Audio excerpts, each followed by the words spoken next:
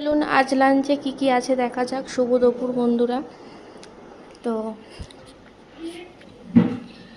এখানে আছে ভাত, এতে করলা আলু সেদ্ধ আছে, করলা আলু ভাতে। আর এখানে আছে মাছ ভাজা, এখানে আছে কাতলা মাছের ঝোল, আলু দিয়ে ধনেপাতা পেঁয়াজ টেয়াজ দিয়ে হয়েছে।